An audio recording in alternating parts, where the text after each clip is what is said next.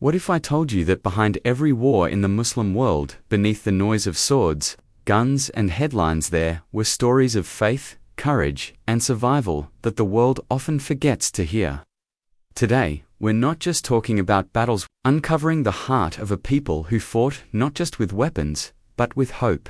In the earliest days of Islam, following the death of the Prophet Muhammad PBUH, Muslim leadership passed to the Rashidun Caliphs, men chosen for their closeness to the Prophet and their dedication to justice and community.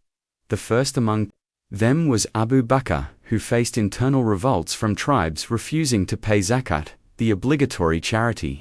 These were known as the Ridda Wars. Abu Bakr responded firmly, uniting the Arabian Peninsula under a single leadership once more, setting the stage for future unity and expansion. After him, Caliph Umar ibn al-Khattab took charge. Under his leadership, the Muslim community didn't just defend itself, it began to expand rapidly. But these weren't just territorial wars. Many of the campaigns aimed to remove oppressive empires that had long ruled vast lands. The Muslims confronted the Byzantine Empire in the west and the Persian Sassanid Empire in the east. Victories, like the Battle of Yarmouk and the Battle of Qadisiyah, were pivotal. In just a few years, major cities like Damascus, Jerusalem, Ctesiphon, and later Alexandria came under Muslim rule. These military campaigns were known for their discipline and surprisingly humane conduct. Civilians were not harmed, and agreements were made to protect religious sites and local populations. Treaties were offered, and taxes were levied fairly, especially compared to previous regimes. This ethical approach won the hearts of many locals and helped establish long-term Muslim rule in regions like Syria, Iraq, Egypt, and Persia. The soldiers of Islam were not just warriors, they were believers carrying a message. Their strength came from deep faith and a sense of responsibility toward justice. They traveled not only with swords, but with the principles of mercy, dignity, and order. This is what made those early campaigns more than just wars, they became movements of change. The Crusades were a long series of religious wars between Christian and Muslim powers that began in the late 11th century. They were sparked by a call from Pope Urban II in 1095, urging Christians in Europe to reclaim Jerusalem and other holy lands from Muslim control.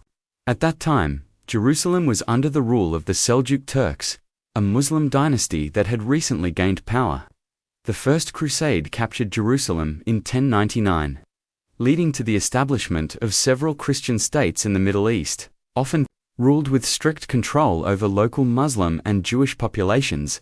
For Muslims, the early Crusades were shocking invasions by foreign forces who disrupted the peace and balance of the region. Over time, however, Muslim leaders began to respond with greater unity and strength. One of the most respected figures during this period was Salahuddin Ayyubi, a Kurdish Muslim general who rose to lead the Ayyubid dynasty. He became a symbol of honor and resistance, known not just for his military victories but for his fairness and compassion, even toward his enemies. After defeating the Crusaders at the Battle of Hattin in 1187, he recaptured Jerusalem, but unlike the Crusaders, he did not massacre the city's inhabitants. The Crusades continued for nearly 2 centuries, with both sides suffering heavy losses. While European forces tried repeatedly to reclaim territory, Muslim powers grew more coordinated in their defense. The wars were not only about land, but about identity, religion, and power. Alongside violence, they brought cultural exchanges, trade, and even periods of coexistence in cities where Christians, Muslims, and Jews lived side by side. Despite the brutality, this era shaped the memory and politics of both worlds. The Crusades deeply influenced how Muslim societies viewed the West and their place in global history. In the 13th century, the Muslim world faced one of its most devastating threats, the Mongol invasions. Led by Genghis Khan and his descendants, the Mongols launched a series of brutal campaigns across Asia, destroying cities, burning libraries, and killing millions. Their expansion was swift and merciless, driven by military precision and a desire for conquest. Muslim regions, especially those under the rule of the Abbasid Caliphate, were major targets due to their wealth and strategic position. Cities like Bukhara, Samarkand, and Nishapur were wiped out, leaving behind ruins and sorrow. But the most significant blow came in 1258, when Hulagu Khan, a grandson of Genghis Khan, attacked Baghdad. Baghdad, then one of the world's most advanced and beautiful cities, was the heart of the Abbasid Caliphate. It had flourished for centuries as a center of science, philosophy, and Islamic learning. The Mongols laid siege to the city, and after entering they carried out a massacre that killed hundreds of thousands, including scholars and civilians. The Caliph was executed, and the House of Wisdomar, Great Library, was destroyed. Books were thrown into the Tigris River, turning its waters black with ink. The fall of Baghdad marked the end of the golden era of the Abbasids, and left the Muslim world shaken. Despite the destruction, the story didn't end there. Over time, many Mongols converted to Islam, influenced by the very people and faith they once sought to destroy. In places like Persia and Central Asia, Mongol rulers adopted Islam and became defenders of the religion. This transformation turned former enemies into allies and helped rebuild some of the destroyed regions. The Mongol invasions were among the darkest chapters in Muslim history, but they also showed how deeply Islamic culture could influence even the most unlikely conquerors. The Ottoman Empire, founded in the late 13th century, rose to become one of the most powerful Muslim empires in history. Originating in Anatolia, the Ottomans expanded steadily, eventually controlling vast territories across Southeast Europe, the Middle East, and North Africa. Their rise was marked by a series of strategic wars, conquests, and alliances. One of their greatest victories came in 1453, when Sultan Mehmed II conquered Constantinople, the capital of the Byzantine Empire. This victory marked the end of the Eastern Roman Empire and transformed Constantinople into Istanbul, the new heart of the Islamic world and a symbol of Ottoman strength. Throughout their reign, the Ottomans engaged in constant military campaigns, particularly against European Christian powers. Their attempts to expand into Europe led to major confrontations such as the sieges of Vienna in 1529 and 1683. While the first siege nearly succeeded, the second ended in a defeat that marked the beginning of the empire's military decline. Still, for centuries, the Ottomans remained a central player in global politics, commanding respect and fear across continents. They developed a sophisticated system of governance and were known for their military innovations, including elite soldiers like the Janissaries. The empire also found itself in numerous conflicts with the Safavid Empire, a powerful Shia Muslim state in Persia. These wars were not only about territory but also rooted in religious differences, as the Ottomans were Sunni. The continuous warfare with Persia, Europe, and other neighbors strained the empire over time. By the 19th century, internal corruption, economic struggles, and rising nationalist movements began to weaken Ottoman control. Their involvement in World War I on the side of Germany led to a series of defeats and the eventual dissolution of the empire in 1924. This ended centuries of Muslim imperial rule in much of the Islamic world, as European colonial powers expanded across the world.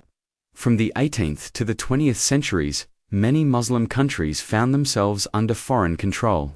The colonization was often justified by claims of civilization and progress, but in practice, it brought exploitation, cultural suppression, and resistance. Muslim populations in regions like North Africa, South Asia, and the Middle East were drawn into long and painful struggles against British, French, Italian, and Dutch rule. These were not just political or economic struggles, they were deeply tied to identity, religion, and survival. In Algeria, the French colonized the land in 1830 and ruled with extreme brutality. The local Muslim population resisted for decades, most famously under the leadership of Emir Abdulkader, who led a strong, faith-driven rebellion.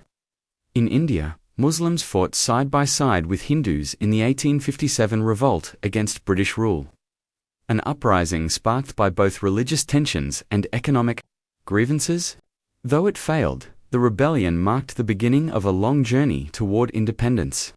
Meanwhile, in Libya, Muslim leader Omar Mukhtar led guerrilla resistance against the Italian occupation in the early 20th century, using the Quran as his guide and refusing to surrender even in the face of overwhelming odds. Colonial powers often targeted Islamic institutions, banned religious education, and attempted to replace Arabic or other native languages with European ones. Mosques were destroyed or turned into government buildings. Yet Islamic identity remained a powerful force. Sufi orders, scholars, and community leaders worked underground to preserve their faith and inspire resistance. Over time, political movements arose, some led by religious leaders, others by modern nationalists. The goal was the same: to reclaim land, dignity, and self-rule.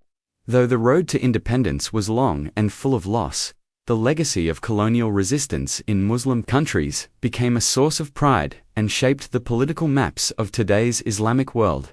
In the 20th and 21st centuries, Muslim countries have experienced a wide range of complex and often tragic conflicts.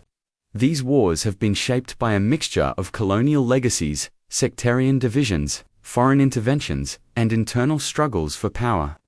One of the most devastating examples was the Iran-Iraq War, which lasted from 1980 to 1988, fueled by political rivalry, border disputes, and religious tensions between Sunni-led Iraq and Shia-majority Iran.